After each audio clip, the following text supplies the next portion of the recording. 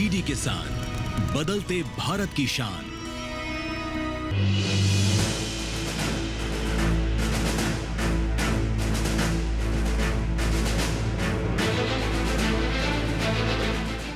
नमस्कार, किसान पृष्ठ मंच में आप सभी का स्वागत है। मैं हूं आपके साथ हैदर ज़ैदी और आज किसान पृष्ठ मंच का कारवां पहुंचा है उत्तर प्रदेश के मुरादाबाद के गांव सलावा में। और इस वक्त हमारी मौजूदगी सलावा के तमाम किसानों के साथ यहां सलावा में है और हमारे साथ इस मंच पर तमाम एक्सपर्ट्स भी मौजूद है। सबसे पहले हमारे एक्सपर्ट्स का जोरदार तालियों से स्वागत करते हैं।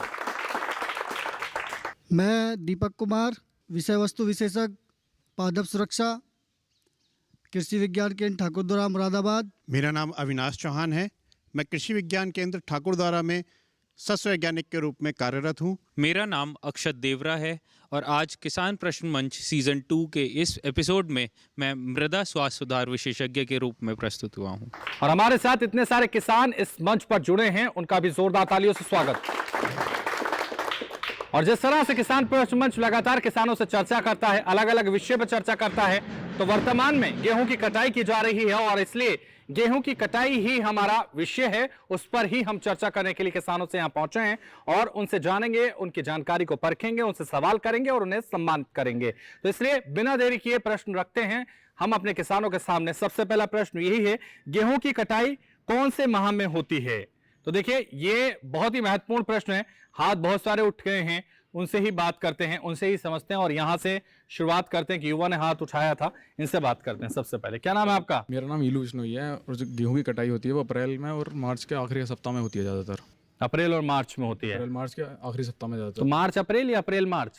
मार्च अप्रैल। ठीक है, बैठिए। तो देखिए, और भी लोग हैं जो हाथ उठा रहे हैं और उनसे भी बात करते हैं, उनसे भी समझते हैं। इन्होंने हाथ उठाए, इनसे भी बात करते हैं। आइए, खड़े हो जाइए, नाम बताइए। राम अवतार सिंह जी। गेहूं की कटाई 7 अप्रैल से शुरू होती है, उसके बाद ही मार्च में कटाई नहीं होती। ठीक है, बैठिए। राम अवतार जी बैठिए। और देखिए, एक और यहाँ एक शख्स हैं जो हाथ उठा रहे हैं, भी किसान है। सरताज सहसपुर। ये जो कटाई होती है अप्रैल में शुरू होती है और अप्रैल में इसकी जो गेहूं की जो पहचान है पकने की, अगर ज़्यादातर दाना जो है कटक ज़्यादा मतलब मजबूत दाना जो है देखा जाता है अप्रैल की माह में होता। अप्रैल में ही होता है, तो अप्रैल में कटाई बेहतर होती है? बेहतर होती है, अप्रैल में ही शुरू होती है। ठीक है, बैठिए। तो देखिए, एक और शख्स हैं, ये अभी बताना चाह रहे हैं, आप बताइए, नाम बताइए। राजुल हसन, सहसपुर।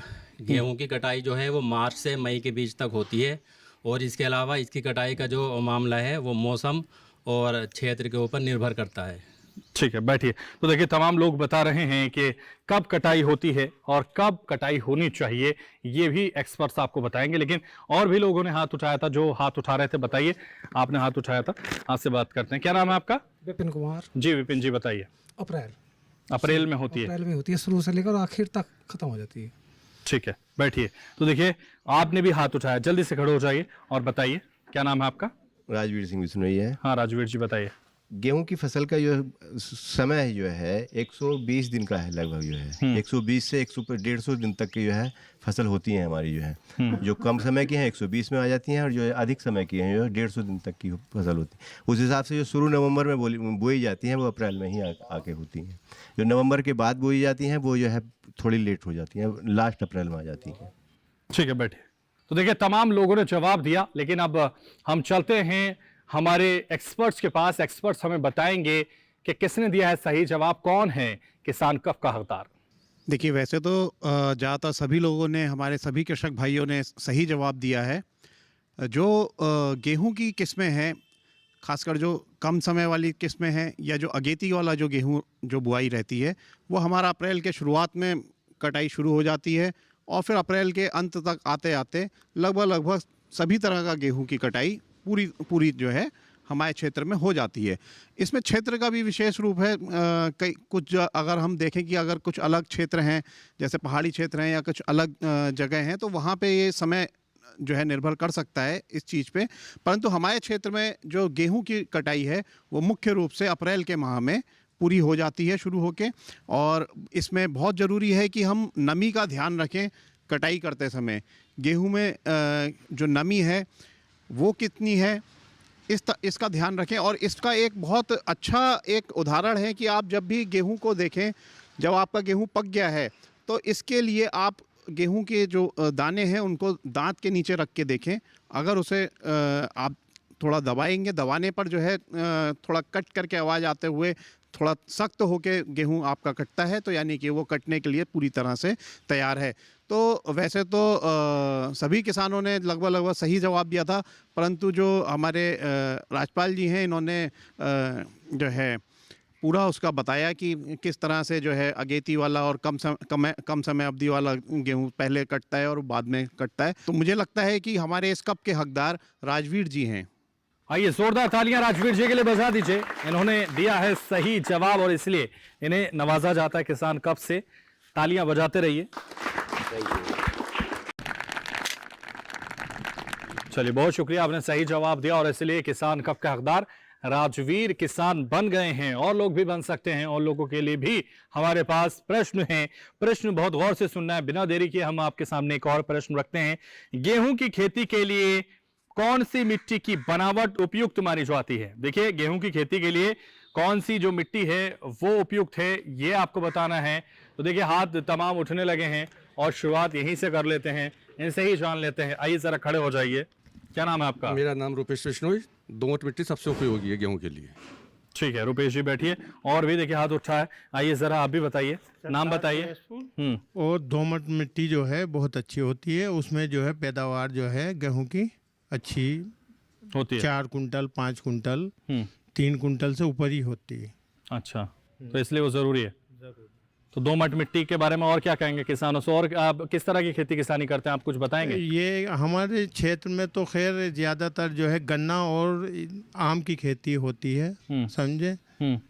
आम की और गेहूं की तो गन्ना काटने के बाद बहुत से कम लोग जो है 20% 10% ये करते हैं, और उन्हीं ज़मीनों में करते हैं जो दोमट मिट्टी वो होती है। गहराई में जैसे नहीं हो पाती, पानी जहाँ ज़्यादा दबाव होता पानी का तो वहाँ जो है गेहूँ कम होता। ठीक है, बैठिए। तो देखिए, और लोग भी हैं जो हाथ उठा रहे थे, जो बताना चाह रहे थे। आप बताना चाह रहे थे, नाम बताइए। मेरा नाम विपिन कुमार। हाँ विपिन जी बताइए। और दोमट मिट्टी में ही होती है गेहूँ, जो है बढ़िया उसमें ही होता है। दोमट मिट्टी में ही बढ़िया गेहूँ होता है। बढ़िया गेहूँ होता है। इसकी वजह? उसकी वजह यह है कि वो ठंडी जमीन रहती है और जी बढ़िया मिट्टी होती है वो। कुल मिलाकर बढ़िया मिट्टी वो होती है, लोगों का यह कहना है। आपका भी कहना है कुछ? तो देखिए, यहाँ से हाथ मौलाना साहब उठा रहे हैं, इनसे पूछ लेते हैं।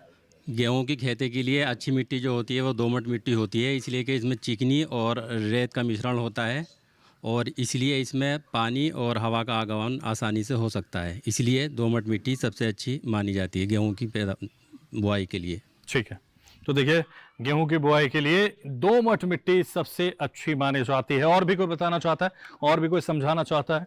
ये जरा खड़ा हो जाए, इधर आइए, नाम बताइए। मेरा नाम अभिषेक बिश्नोई है।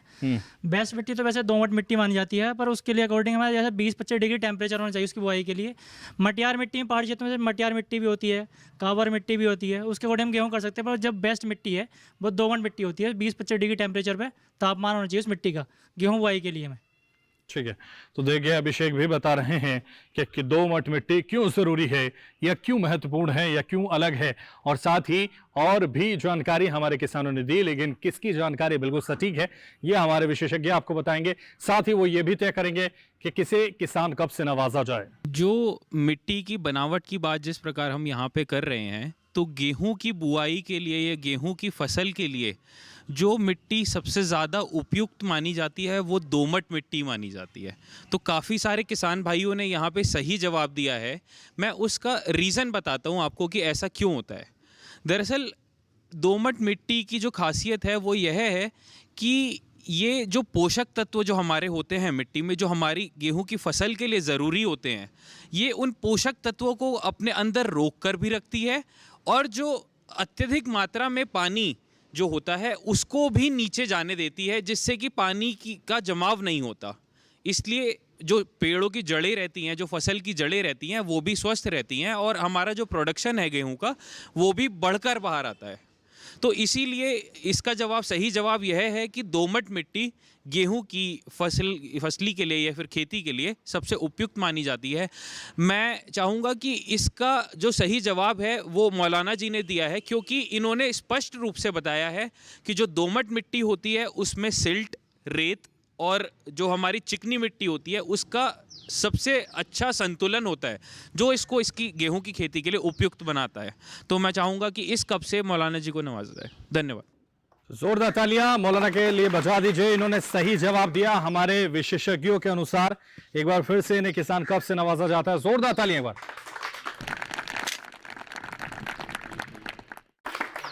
बहुत शुक्रिया, सही जवाब आपने दिया और इसलिए हमारे विशेषज्ञों ने यह तय किया कि आपको किसान कप से नवाजा जाए। और भी लोगों को हम नवाज सकते हैं अगर वो चाहें तो, इसलिए और भी प्रश्न हैं हमारे पास। प्रश्न बहुत गौर से सुनिए, जवाब आपको देना है। गेहूं के कटाई के समय कौन कौन सी सावधानियां बरतनी चाहिए, ये बहुत ही आसान सा प्रश्न। और एक युवा ने हाथ उठा लिया, प्रश्न सुनते ही उनसे बात करते हैं, उनसे समझते हैं कि क्या है उनके पास सही जानकारी। नाम? दिव्यांश बिश्नोई नाम है। गेहूं कटाई के समय पे ये सावधानी रखनी चाहिए कि एक तो बारिश का मौसम नहीं होना चाहिए, सबसे पहली चीज़। दूसरी बात, जब हम गेहूं कटाई करते हैं तो जो हथियार, वो दरात कहते हैं उसे गांव की भाषा में, उस दरात का चलाते समय फिसलने का बहुत डर रहता है, तो उंगली ना कटे, इस चीज़ की सावधानी रखनी चाहिए कि हाथ उंगली ना कटे। और ऐसी कई सावधानियां हैं वैसे तो। और खेत में जो है नमी नहीं होनी चाहिए जब कटाई हो, तो उसमें जो है फफूंदी लगने का और जो गेहूं को नुकसान होने का चांस उसमें बना रहता है। बस ये ठीक है। तो देखिए, ये बता रहे हैं, और भी कोई बताना चाह रहा है? बताना चाह रहे क्या क्या सावधानियां बरतनी चाहिए गेहूं कटाई के दौरान? आप बताएं। विपिन कुमार। विपिन जी बताइए।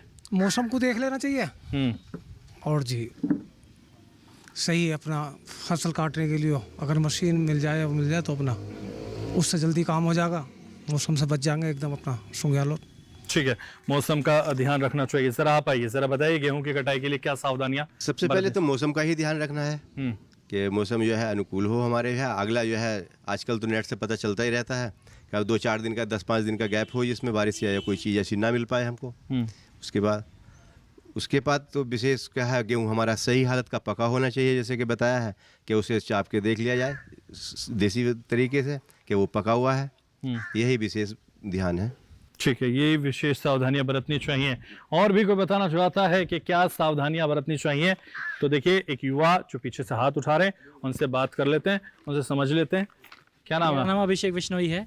गेहूं कटाई के लिए सबसे अच्छा जो माना जाता है कि पहले तो सबसे अच्छा मौसम देखिए आप, फिर मौसम के बाद ये देखिए हमारी फसल कटने के लिए तैयार है या नहीं, फिर अपने उपकरण देखिए कि हम, फिर पहली बात तो है कि अपनी हेल्थ देखिए कि हम काटने के लिए सक्षम हैं या नहीं है। फिर उसके बाद अपने उपकरण देखिए, और उसमें जो मतलब जिस उपकरण से आप काट रहे हैं उसको देखिए कि वो अच्छा है नहीं है, उससे हमारे हाथ पैर नहीं कटे।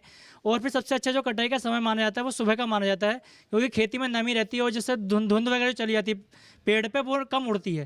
तो इससे सबसे अच्छा कटाई का समय है कि हमारा खेत तैयार हो, फिर हमें जो जहाँ हमें इकट्ठा करना है उस गेहूँ को, वो चीज़ हमें अपनी नमी वगैरह देखनी चाहिए वहाँ चीज़।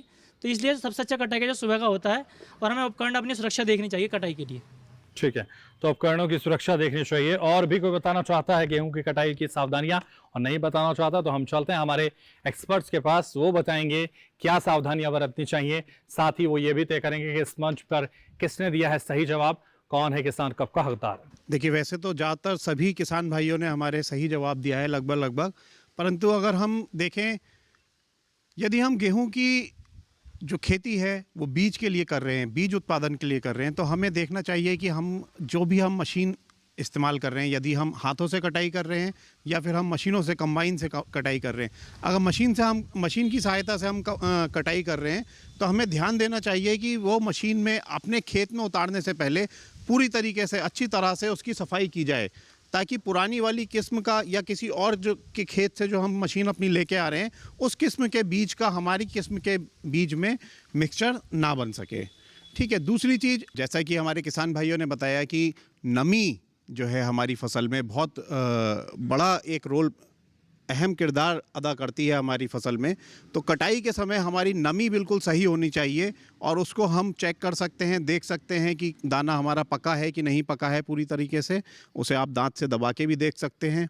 ठीक है, और साथ ही साथ क्या है कि एक हमारे बहुत ही युवा कृषक भाई ने हमारे को बताया कि हमें अपने जो भी हमारे उपकरण हैं कटाई के यंत्र हैं उनका ध्यान रखना चाहिए।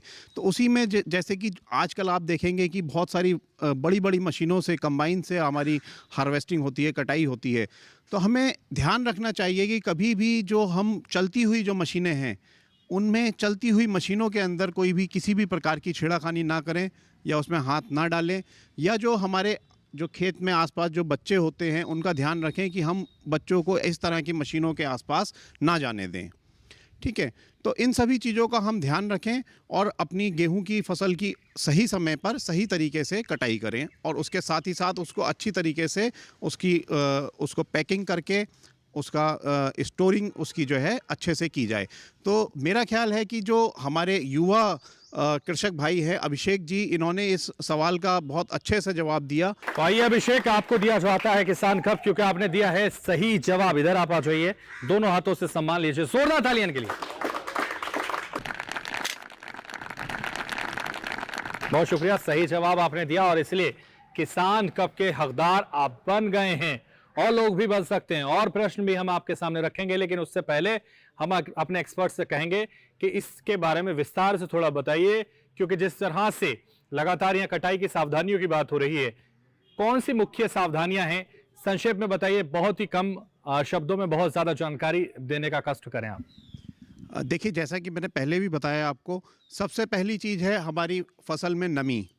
जो फसल के अंदर, हमारे गेहूं के अंदर जो नमी है वो कितनी है, हमारी फसल पूरी तरीके से पकी है या नहीं पकी है। यदि हमारी फसल में नमी ज़्यादा है तो हमें जो हमारी फसल है, हमारे गेहूं का दाना है, उसको हमें स्टोर करने में परेशानी आएगी। उसी के साथ साथ जो है मौसम, हमें मौसम का ध्यान रखना है कि आने वाले समय में बरसात तो नहीं होने वाली है। ठीक है, खेत के अंदर हमें नमी का ध्यान रखना है, हालांकि खेत के अंदर नमी ज़्यादातर सही रहती है इस समय पे। साथ ही साथ क्या है कि अगर हम बीज उत्पादन कर रहे हैं या फिर हम अपनी फसल को बीज के लिए इस्तेमाल करेंगे, तो हमें ध्यान रखना है कि किसी भी प्रकार से जो अन्य किस्में हैं या अन्य जो फसलें हैं उनके बीजों का मिश्रण हमारी फसल के बीजों में मिश्रित ना हो पाए। ठीक है, तो हम ध्यान रखें कि हमारी जो मशीनें हैं वो अच्छी तरह से साफ़ की गई हों। चलती हुई मशीनों में हम बिल्कुल भी हाथ ना डालें। अगर कोई ख़राबी आती है तो मशीन को पूरी तरह बंद करके उसके बाद ही उसको खोलें। साथ ही साथ आप इस चीज़ का ध्यान रखें कि यदि हम मशीनों से कटाई कर रहे हैं तो हम पूरी तरीके से, हमें मुंह और नाक हमारे ढके हुए होने चाहिए, ताकि जो गर्दा है, जो हम कटाई करने पे, बड़ी मशीनों पे कटाई करने पे जो गर्दा उड़ता है वो हमारे फेफड़ों में ना जाए और हमको बीमार ना करे आने वाले समय में। धन्यवाद। बीमारी से किस तरह से आपको बचना है, लगातार ये एक्सपर्ट्स आपको बता रहे हैं, समझा रहे हैं, और सावधानियां जो बरतनी हैं गेहूं की कटाई के दौरान, वो क्या क्या बरतनी है वो भी लगातार आपको बताई जा रही हैं इस मंच पर। और देखिए, गेहूं की कटाई का सीजन चल रहा है, इस वक्त गेहूं की कटाई हो रही है, और इसीलिए हमारे दर्शकों के लिए, दूरदर्शन किसान के जो दर्शक हैं, जो देख रहे हैं, उनके लिए कितना महत्वपूर्ण है, कितना ये जरूरी है, ये समझाने के लिए लगातार हम इस पर चर्चा कर रहे हैं, और इसीलिए ये आपको बता रहे हैं कि गेहूं की कटाई कैसे आप करें। और एक्सपर्ट्स की राय लगातार आप तक पहुंच रही है, ताकि आप गेहूं की कटाई करते समय इन सब बातों का ध्यान रखें और अपनी सेहत का ख्याल रखें, क्योंकि कहीं ना कहीं ये आपके स्वास्थ्य को नुकसान पहुंचा सकती है, आपके शरीर को हानि पहुंचा सकती है, और इसीलिए इससे बचने के लिए लगातार ये राय आपको दी जा रही है। इस पर हम आगे भी चर्चा करते रहेंगे, लेकिन यहां रुकेंगे एक छोटे से ब्रेक के लिए, फौरन हाजिर होंगे।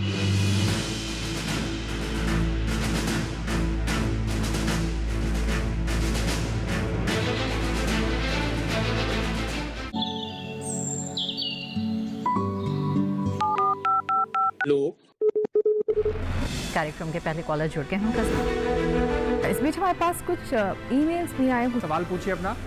में जो मकान पैदा करेगी, इनमें कौन सी सावधानी बरतनी है? गर्म इलाकों के लिए आप HRM 99, इनसे आप कुछ फल ले सकते हैं। जैस्मीन के पेड़ पे जैस्मीन उसको पूरी खुली धूप चाहिए। फसल में कीट लगा हो या कोई बीमारी, पशुपालन में हो कोई दिक्कत, या चाहिए कोई जानकारी, फोन उठाइए, नंबर मिलाइए और कहें हेलो किसान। सोमवार, बुधवार और शुक्रवार शाम 6 से 7 बजे सिर्फ DD किसान पर।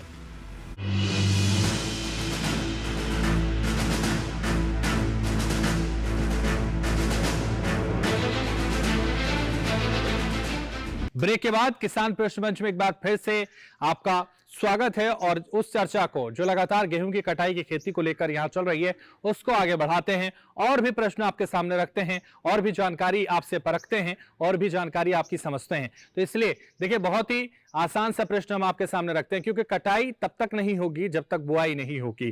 तो इसलिए हम आपसे पूछना चाहते हैं कि गेहूं की बुआई के समय हम क्या क्या करते हैं और किन किन बातों का ध्यान रखते हैं ये आपको बताना है। कटाई पे हमने प्रश्न पूछा तो जब तक बुआई नहीं होगी, जब तक किसी की नींव तैयार नहीं होगी, इमारत कैसे बनेगी, और इसलिए जब तक बुआई नहीं होगी तो कटाई कैसे होगी। तो बुआई के बारे में हम आपसे पूछ रहे हैं कौन कौन सी सावधानियां बरतनी चाहिए बुआई के समय, किन किन बातों का ध्यान रखना चाहिए, क्या क्या जरूरी होता है, वो आपको बताना है। तो जल्दी से हाथ उठाइए और बताइए बुआई के समय क्या क्या जरूरी होता है।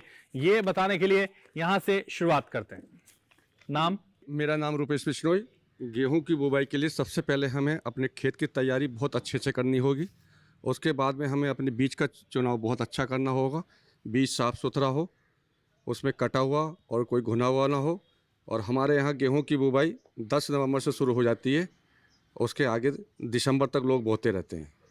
ठीक है, तो देखिए रुपेश जी बता रहे हैं कि कब से बुआई की शुरुआत होती है और क्या क्या जरूरी होता है। और भी हैं जो बताना चाहते हैं। नाम बताइए जरा। मेरा नाम विपिन कुमार। विपिन कुमार जी बताइए जरा बुआई के बारे में बताइए। सब में पहले अपना खेत की तैयारी सही करके करनी चाहिए और फिर अपने बीज को देखना चाहिए और जब उसकी खाद और बीज तो बीज को देखते रहें, खाद और बीज जी देख कर जब उसकी बैरी करनी चाहिए वो करके डालना है। ठीक है विपिन कुमार। और भी कोई बताना चाहता है बुआई के बारे में? आइए सर आपसे पूछते हैं। आप बड़े जेंटल से किसान लग रहे हैं। क्या नाम है आपका? नरेश कुमार। नरेश कुमार, नाम भी नरेश जी। तो देखिए नरेश जी बताइए जरा कैसे बुआई करते हैं? अच्छे से तैयार करना है सर और बीज का अच्छे से चयन करना है और खेत में नमी का ध्यान रखना है बोते टाइम। इन चीजों का ध्यान रखना है सर, तो ठीक से बुआई होगी। जी बैठिए नरेश जी। आप भी बताना चाह रहे हैं? राम अवतार जी मुझे लग रहा है मेरी तरफ आपकी निगाहें हैं, खड़े हो जाइए। सबसे बुजुर्ग किसान हैं आप यहाँ। खेत में जब तैयार करके मिट्टी देखनी चाहिए, उसमें नमी देखनी चाहिए कितनी नमी है। बीज का संशोधन करके बीज को देखना चाहिए कि उसमें कटा फटा तो नहीं है और उसमें खाद कौन कौन सा डालना है वो भी देखना ज़रूरी है।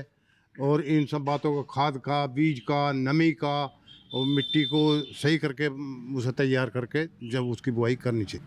ठीक है बैठिए। तो राम अवतार जी बता रहे हैं कि कैसे आप खेत का ख्याल रखें, कैसे आप बुआई करें और ये सारी जानकारी आपको दी जा रही है और लोगों से भी समझते हैं। जरा आप खड़े हो जाइए।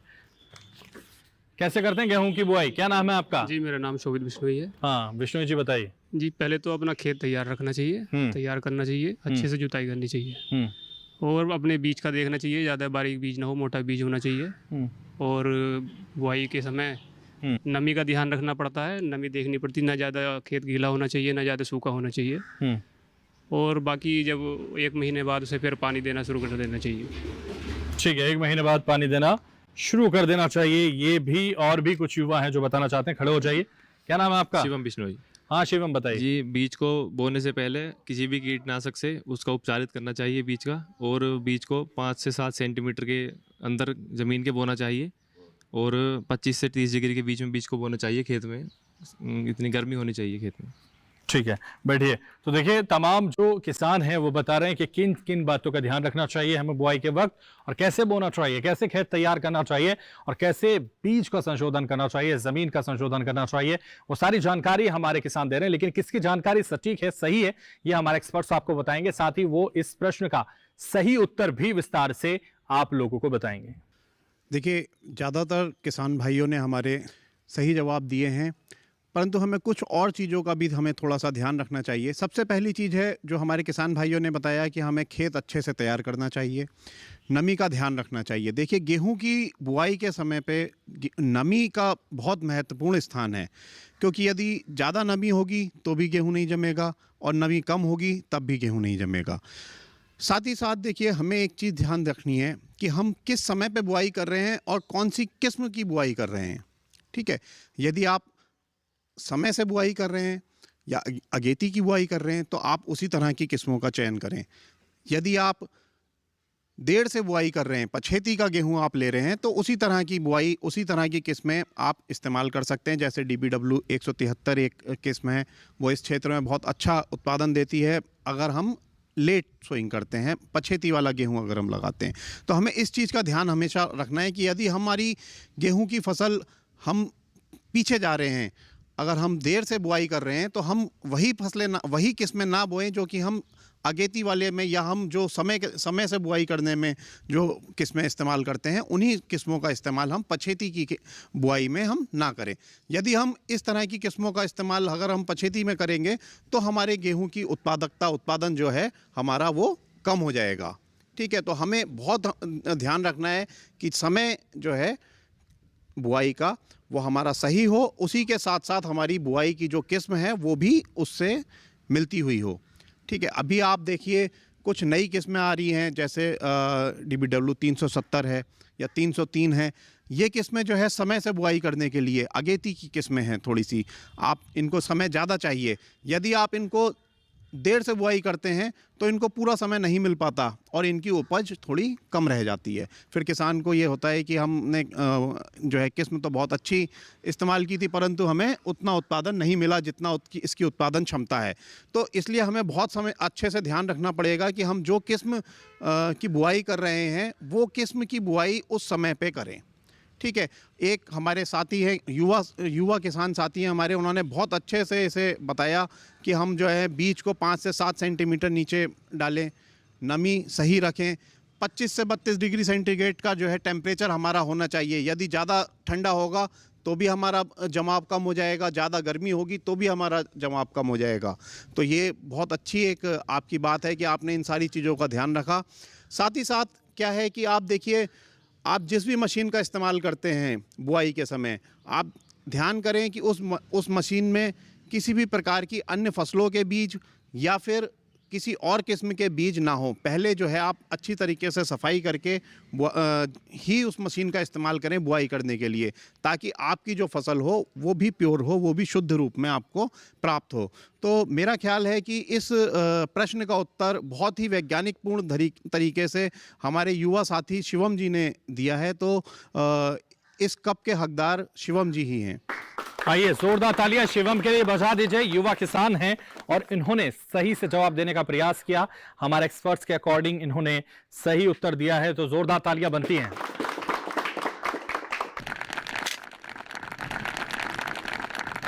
बहुत शुक्रिया, सही जवाब आपने दिया शिवम, और इसीलिए आप किसान कप के हकदार बन गए। और भी आप बन सकते हैं किसान कप के हकदार, लेकिन प्रयास करें तो। देखिए, हम और भी प्रश्न आपके सामने रखते हैं, और प्रश्न है, गेहूं की कटाई के समय हम कैसे उसको परखते हैं कि गेहूं पक चुका है। देखिए, बहुत ही आसान सा प्रश्न है कि गेहूं जब कटाई होती है तो हम कैसे परखते हैं कि गेहूं पक चुका है, ये कैसे चेक करते हैं, ये कैसे समझते हैं, और उस वक्त हम कटाई करते हैं। तो ये बहुत सारे लोग अभी बता रहे थे, समझा रहे थे, तो इसलिए और भी लोग अब समझा सकते हैं और किसान कप पा सकते हैं। तो शुरुआत यहीं से करते हैं, उन कुछ लोगों से जो बताना ही नहीं चाहते। जरा खड़े हो जाइए। क्या नाम है आपका? विष्णु है। जैसे जानकारी सब है आपको, बताना नहीं चाहते, पर जैसे कि इन्होंने मुझे बताया था कि उसका पकने का तरीका कि वैसे दांतों के नीचे रख से दाब के पता कर सकते हैं कि वो पक चुका है या नहीं पक चुका।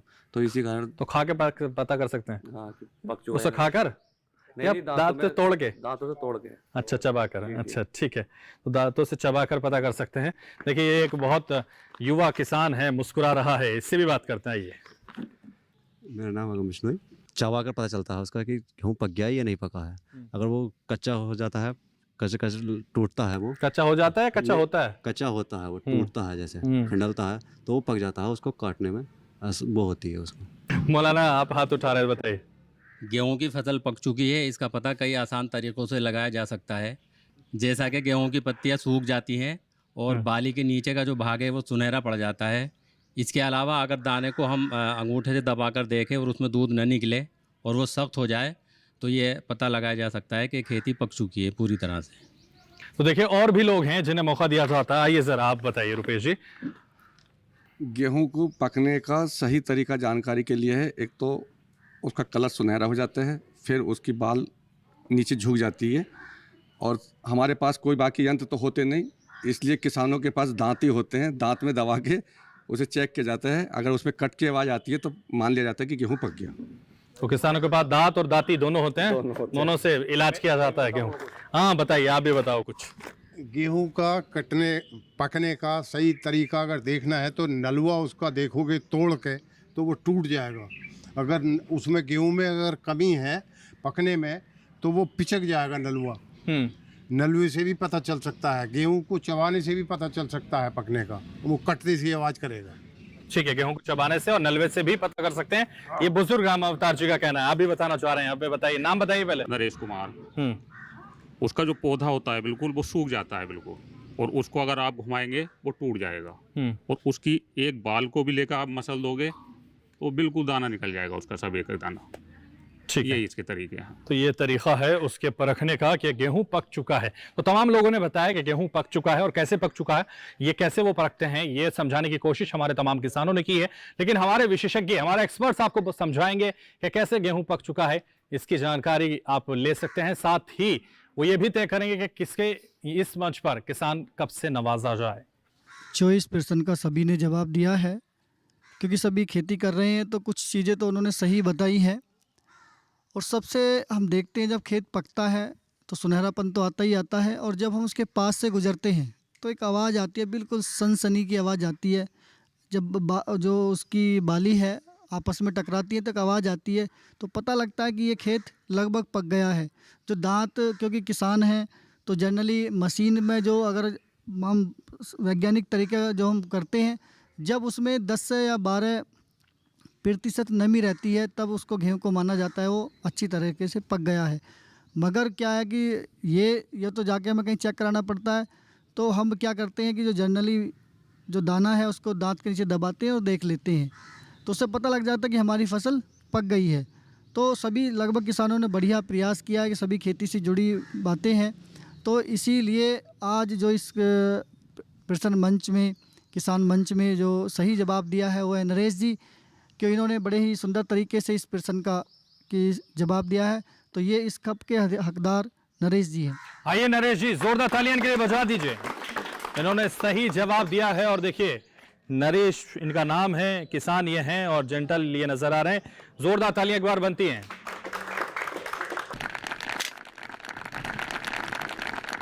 बहुत शुक्रिया, सही जवाब आपने दिया और इसलिए किसान कप के हकदार आप बन गए।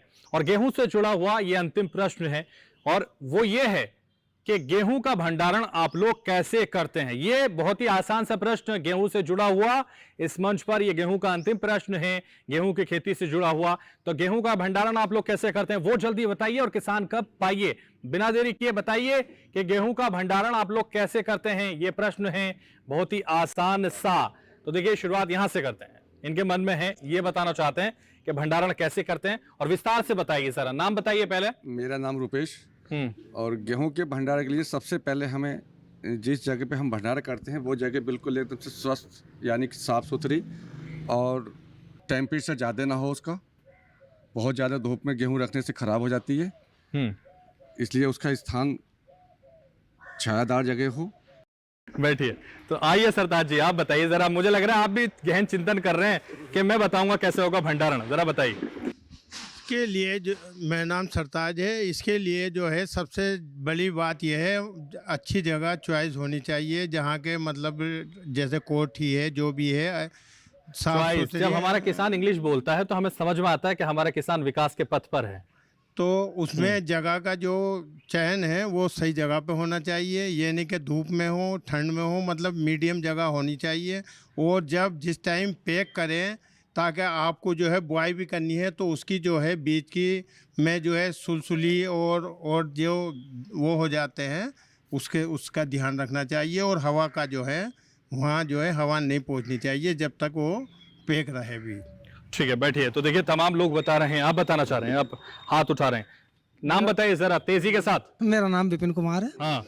और गेहूं को जब रखते हैं हाँ। तो साफ कोठी होनी चाहिए जिसमें कोई छेद ना हो, और जहाँ रखा है हमने वहाँ सीलन भी नहीं आनी चाहिए। सीलन की वजह से घुन आता है, और घुन की वजह से बीज बेकार हो जाएगा, फिर बुआई भी नहीं होगी उसकी। तो जब हम रखते हैं तो बर्तन का समय पहले ध्यान करना चाहिए, बर्तन साफ होना चाहिए जिसमें हवा अंदर ना पहुँचे, और उसके बाद थोड़ी सी उसमें दवाई ववाई रख देते हैं और बंद कर देते हैं कि उसमें हवा ना पहुँचे। ठीक है, बैठिए। तो देखिए तमाम भंडारण का तरीका बता रहे हैं, आप बताना चाह रहे हैं, पीछे से इनसे बात कर लेते हैं। मेरा नाम अभिषेक बिश्नोई है। भंडारण के लिए सबसे पहले हमें अच्छे देखना चाहिए कि बोरी हमारी साफ़ सुथरी होनी चाहिए। अगर हम कोठी में कर रहे हैं तो फिर कोठी हमारी साफ़ सुथरी होनी चाहिए। और जो है हमें गेहूं की नमी देखनी चाहिए, उसमें 8 से 10% कमी जो नमी होनी चाहिए वो कम होनी चाहिए। तो उसके लिए हमें नीम की पत्ती का भी यूज़ कर सकते हैं और कपूर लौंग वगैरह। वैसे तो और जो है वैसी वैसी दवाई भी आने लगी उनको यूज़ करने की, जिससे सुरसरी वगैरह ना हो उसमें। तो सबसे मेन काम है कि उसकी नमी देखिए कि गेहूं में कितनी नमी है और उसके फिर साफ कोटी होनी चाहिए। फिर प्राकृतिक उपाय अच्छे करेंगे तो उसमें जो है कि रोग से बच सकते हैं हम। ठीक है, बैठिए। आप भी बताना चाह रहे हैं, मुझे लग रहा है, जल्दी से आइए, भंडारण के बारे में बताइए। नाम बताइए पहले। हाँ जी, मेरा नाम शोभित बिश्नोई है। शोभित बिश्नोई। हाँ जी शोभित, बताइए। गेहूँ को रखने से पहले साफ सफाई का ध्यान रखना चाहिए। गेहूँ में ज़्यादा नमी ना हो। अगर नमी होगी तो वो सीलन पकड़ जाएगा, उसमें दीमक वगैरह, फिर उसमें सुरसुरी वगैरह लगेगी, गंदे होने का खतरा रहेगा। तो इसलिए साफ सफाई का ध्यान रखना चाहिए। ठीक है, साफ सफाई का ध्यान रखना चाहिए। ये तमाम लोग कह रहे हैं कैसे भंडारण करते हैं, ये वो बता रहे हैं। यानी बुआई से लेकर कटाई तक और कटाई से लेकर भंडारण तक की जो जानकारी है वो हमारे किसानों को है। लेकिन इस प्रश्न का किसने दिया है सही उत्तर, ये हमारे एक्सपर्ट्स बताएंगे। और किसको दिया जाए किसान कप, ये भी वो तय करेंगे। साथ ही इसकी विस्तृत जानकारी भी हमारे किसानों को, हमारे दर्शकों को, हमारे भाइयों को, सबको देने का प्रयास करेंगे। सभी किसान भाइयों ने अपनी जितनी जानकारी है उसके हिसाब से जवाब दिया है। कुछ बातें हैं जब भंडारण के समय हमें ध्यान रखनी पड़ती हैं। सबसे पहले है जिस हम गेहूं को जो हमें ये भंडारण करना है उसमें जो नमी की मात्रा है 10 से 12% के अंतर्गत ही रहे। इससे ज़्यादा होगी तो उसमें क्या है, नमी के आने के कारण वो जल्दी से ख़राब हो जाएगा। और भंडारण में 2 तरीके करने, एक तो हम जो घर का गेहूं हमें खाने के लिए रखना है, एक बीज रखना है। दोनों के तरीके अलग अलग हैं।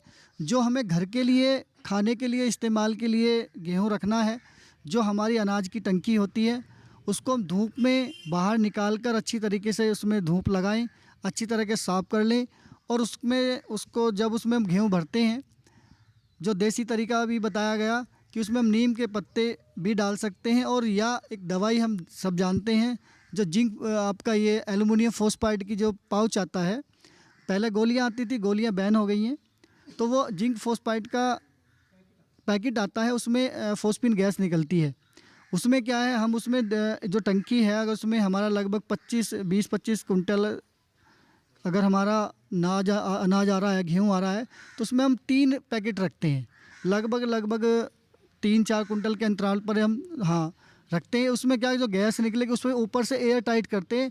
नीचे जब हम टंकी रखते हैं वो या तो किसी लकड़ी का कोई फ्रेम बना कर रखें या जो हमारी ईंटें हैं कुछ इस तरीके से रखें, ताकि जो टंकी के नीचे जो संपर्क में नीचे आएगी जो नमी ना आए।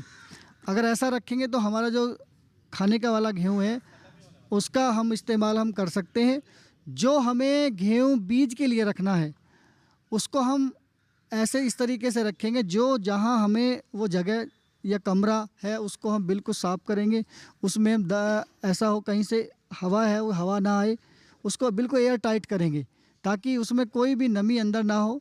उसको अच्छी तरीके से साफ़ कर लेके एक दवाई का इस्तेमाल करके बढ़िया तरीके से हम उसको रूम को अच्छा कर लेंगे जहाँ हमें वो रखना है। लकड़ी का फ्रेम बनवा लेंगे, उसके ऊपर बोरे हैं जो बोरे हम इस्तेमाल करेंगे वो बिल्कुल नए हो बीज के लिए।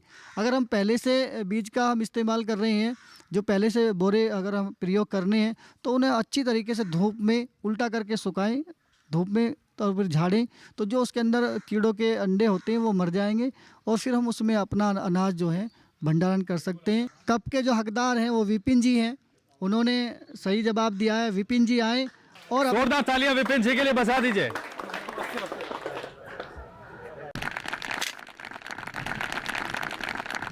बहुत शुक्रिया। तो यहां रुकेंगे एक छोटे से ब्रेक के लिए, फौरन हाजिर होंगे।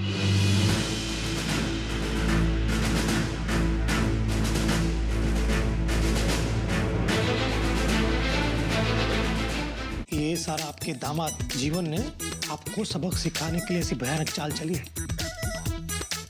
वो क्या है कि मुझे 2 हफ्ते से लगातार खांसी हो रही है। अरे आपको टीबी क्या, टीबी, सीटी, डीटी, पता नहीं कितनी बड़ी बड़ी बीमारी होने की संभावना है। क्या है कि इनके सैंपल ले लो, लैब में भेज दो ताकि पता चल सके इन्हें कौन कौन सी बीमारी है।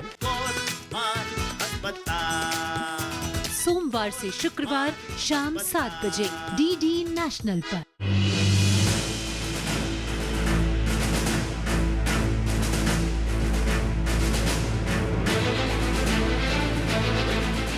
ब्रेक के बाद किसान प्रश्न मंच में एक बार फिर से आपका स्वागत है। और देखिए, वो जो सिलसिला इस मंच पर लगातार जारी था गेहूं की कटाई का, उसके भंडारण का, तमाम सवालों का, लेकिन अब आगे बढ़ते हुए कुछ और सवाल हैं मृदा स्वास्थ्य कार्ड योजना से जुड़े। मृदा स्वास्थ्य कार्ड योजना क्या है ये आपको बताना, तो जल्दी से हाथ उठाइए और बताइए मृदा स्वास्थ्य कार्ड योजना क्या है। मृदा स्वास्थ्य कार्ड योजना की क्या जानकारी आपको है वो बताइए।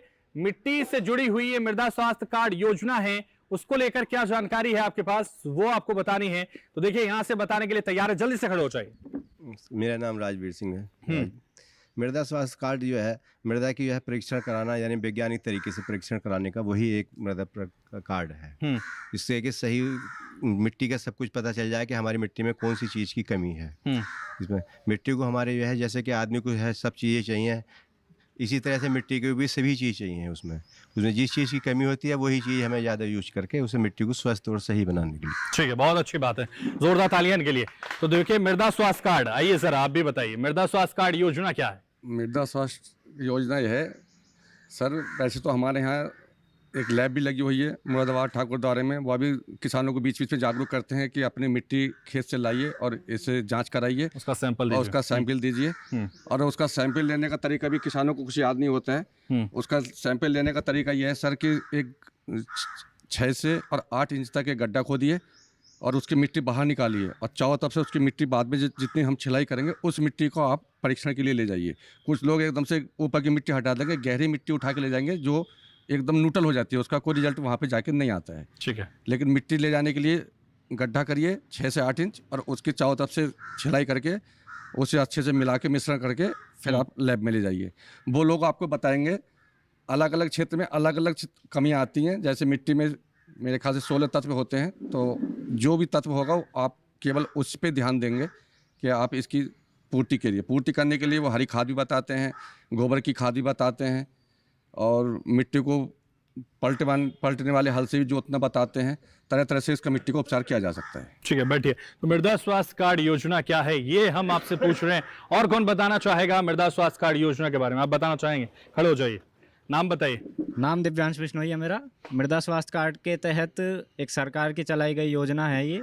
इसमें जो है सबसे ज़्यादातर जो मेन इसका जो टारगेट है ये हमारी जो खेत की मिट्टी होती है इसको ठीक रखना है और इसको कैसे अच्छा बनाया जाए इसकी देखरेख के लिए ये योजना बनाई गई है। वैसे खासकर तो योजना का काम यही है, बाकी कितना भी विस्तार से बता दें वो कम ही कम है योजना। ठीक है, खासतौर से मृदा स्वास्थ्य कार्ड योजना पर एक और शख्स देखिए बताना चाह रहे हैं। सरताज सहसपुर 2015 में फरवरी में प्रधानमंत्री के अंतर्गत ये योजना जो है लागू हुई और ताकि किसानों को जो है जो भी दुश्वारी है उसको दूर करने के लिए यह योजना बनाई गई। ठीक है, मृदा स्वास्थ्य कार्ड योजना के बारे में लगातार हमारे किसानों ने बताया, लेकिन किसने सही किसने गलत बताया ये विशेषज्ञ बताएंगे, साथ ही वो किसको किसान कब से नवाजेंगे ये भी विशेषज्ञ जानकारी के साथ हमें बताएंगे। जिस प्रकार इस योजना का नाम ही मृदा स्वास्थ्य कार्ड योजना है वो अपने आप में खुद स्पष्ट रूप से काफ़ी साफ तरीके से बताता है कि भारत सरकार ने इस योजना का आगमन मृदा स्वास्थ्य के सुधार के लिए किया था। तो इसीलिए इस योजना का नाम इसके उद्देश्य से ही एकदम मिलता जुलता रखा गया है। इस योजना के अंतर्गत जो भी हम कृषक, जो आम किसान भाई रहते हैं, वे सभी इस योजना के अंतर्गत एक अपने खेत से एक नमूना तैयार करके, मिट्टी का एक नमूना तैयार करके सरकारी लैब में या कृषि विभाग के माध्यम से उसकी जांच कराकर यह जानकारी प्राप्त कर सकते हैं कि उनकी मिट्टी की जो संरचना है उसमें जो पोषक तत्व हैं वो कितनी मात्रा में मौजूद हैं और कौन से पोषक तत्व की उनकी मिट्टी में कमी है या कौन से पोषक तत्व उनकी मिट्टी में ज़्यादा हैं, जिसके माध्यम से वे वैज्ञानिक रूप से यह जानकारी प्राप्त करके जो भी अपनी अगली फसल लगाएंगे उसके लिए खाद्य सिफारिश की जानकारी प्राप्त कर सकते हैं। इस योजना का मुख्य उद्देश्य यह था कि जानकारी के अभाव में जो भी हमारे कृषक भाई थे या फिर हम जैसे जो किसान रहे हैं, उन लोगों ने जानकारी के अभाव में अपने अनुसार या फिर दूसरों की देखरेख करके अपने फसलों में या अपने खेतों में, जिनकी सबकी संरचना अलग है, हमने देखा देख सबसे या फिर किसी से जानकारी लेके उनमें खाद्य पदार्थों का उपयोग किया, परंतु उस अंधाधुंध उपयोग या फिर जानकारी के अभाव वाले उपयोग से हमारी जो मिट्टी है उसकी लगातार जो हालत है वो मतलब ख़राब होती चली गई। और इसी सब को देखते हुए हमारी भारत सरकार ने एक बहुत ही बड़े उद्देश्य के साथ कि मिट्टी में सुधार लाया जा सके, उसके स्वास्थ्य में सुधार लाया जा सके, यह जांच पूर्णतः फ्री कर दी गई और 2015 से इसकी शुरुआत हुई और तब से लगातार हमारे किसान इससे लाभान्वित हो रहे हैं।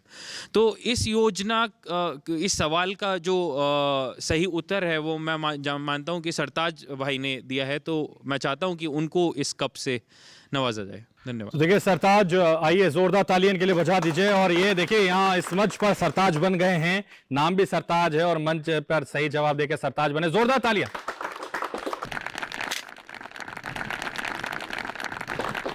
शुक्रिया, आपने सही जवाब दिया। और इसीलिए मैं एक्सपर्ट्स जो हमारे यहाँ मौजूद हैं मैं उनसे ये भी कहना चाहूंगा कि हमारे दर्शकों को बताइए कि कैसे उसका सैंपल लिया जाए, क्या उसकी रूपरेखा होती है और कैसे लैब में भेजा जाता है, कितने दिन में रिपोर्ट प्राप्त होती है, वो जानकारी भी हमारे दर्शकों को दीजिए जरा। जिस प्रकार जैसे अभी जैदी साहब ने बताया कि कैसे हमें सैंपल लेना चाहिए, किस प्रकार उसको एकत्रित करके लैब में ले जाया जा सकता है और कैसे कैसे जो रिपोर्ट हमें मिलेगी उसमें क्या क्या जानकारी प्राप्त की जाती है।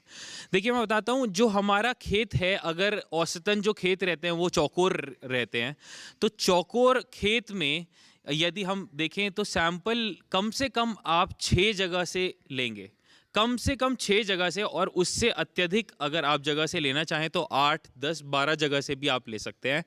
कम से कम पहले मैं जो जगह है हम जहाँ से हमें सैंपल लेना है पहले मैं उनका बताऊंगा, उनके बारे में बताऊंगा कि कहाँ से हमें लेना चाहिए और कहाँ से नहीं लेना चाहिए।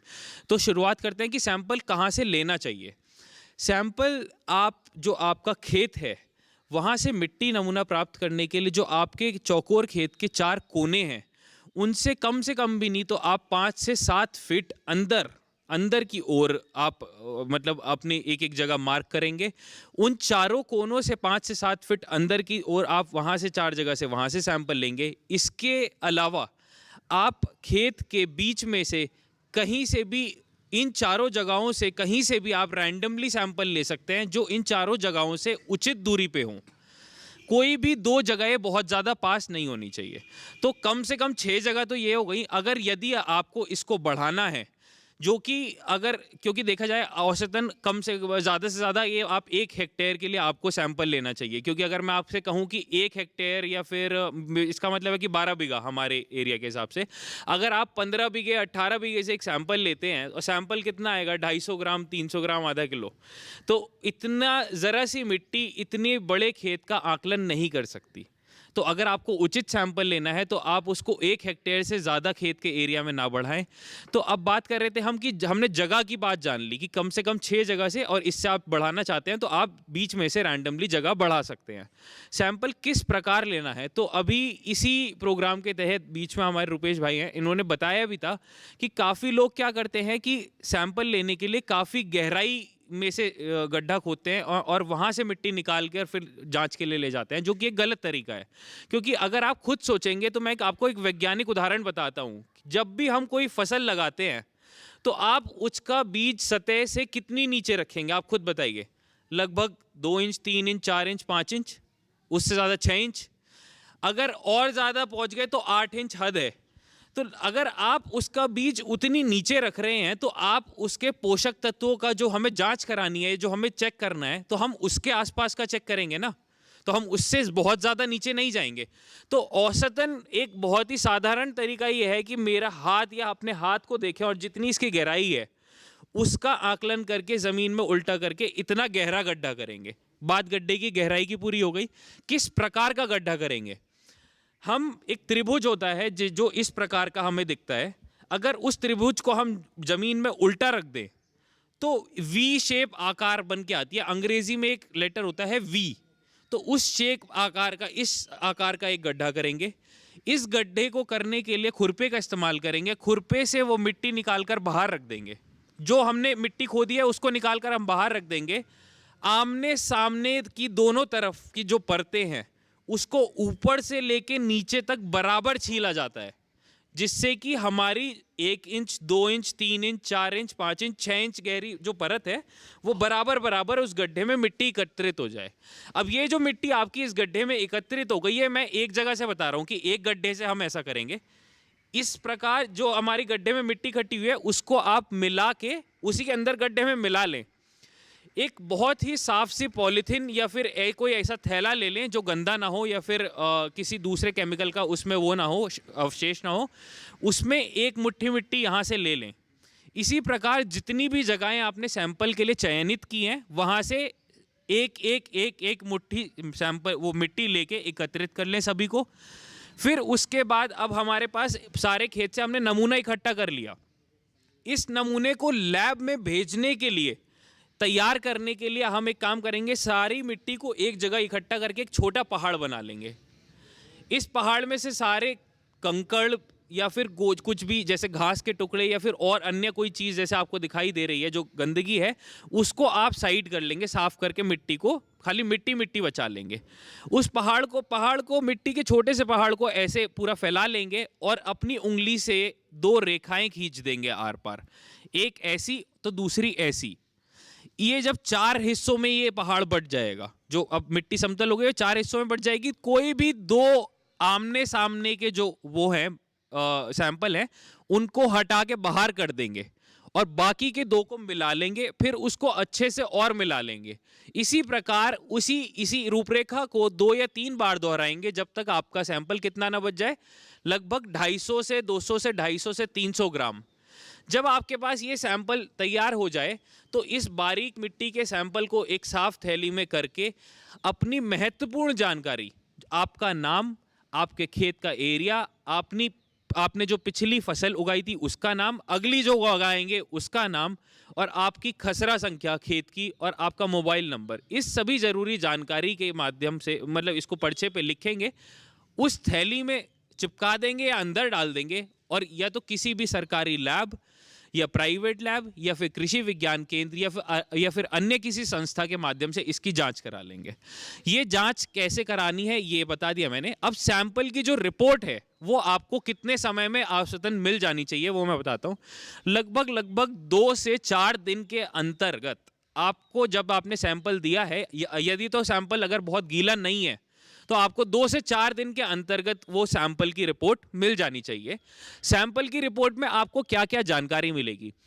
औसतन कोई भी सरकारी जैसे मृदा स्वास्थ्य कार्ड जो हमें मिलता है या फिर कोई भी अन्य लैब अगर आपको देगी तो औसतन 12 पैमानों पर आपको रिपोर्ट प्रदान की जाती है। पैमाने क्या? पैमाने जिन पैमानों पर जिन पॉइंट पे आपकी मिट्टी की जाँच की जाएगी। इन 12 पैमानों में से पहले 2 पैमाने अगर अलग कर दूं तो बाकी के सारे 10 के 10 पैमाने हमारे पोषक तत्व होते हैं। तो पहले के 2 कौन से होते हैं? पहला होता है पीएच मान, जिससे मिट्टी की क्षारीयता या अम्लीयता का पता चलता है कि हमारी मिट्टी में एसिड तो नहीं बन रहा। जैसे इंसानी रूप में हम जैसे ज़्यादा खाना खा लेते हैं, कम खाना खाते हैं तो हमारे पेट में एसिड वगैरह बनने लगता है, ऐसे ही ज़्यादा खाद्य पदार्थ या कम उर्वरक डालने पे मिट्टी में एसिडिटी और बेसिसिटी का अभाव आता है, तो वो पीएच मान से पता चलता है। दूसरा होता है विद्युत चालकता, जिससे नमक की जाँच का पता चलता है कि नमक हमारी मिट्टी में कैसा है। बाकी जो 10 पैमाने हैं उनमें 5 प्रमुख पोषक तत्व रहते हैं, 5 सूक्ष्म पोषक तत्व रहते हैं। तो यह पूरी जानकारी आपको आपके मृदा स्वास्थ्य कार्ड के माध्यम से मिलती है और इससे आपको सब कुछ पता लगा सकते हैं आपकी मिट्टी की संरचना कैसी है और आप कौन कौन से पोषक तत्वों को पूरा करके इसको सुधार कर सकते हैं। तो बिल्कुल देखिए, तमाम जानकारी आपको दी। जोरदार तालियां हमारे एक्सपर्ट्स के लिए जो बता रहे हैं आपको मिट्टी की जांच कैसे की जाती है और क्या कमी है उसका पता लगाने के लिए जांच करना कितना महत्वपूर्ण है, और तमाम सवालों के जवाब आपने दिए।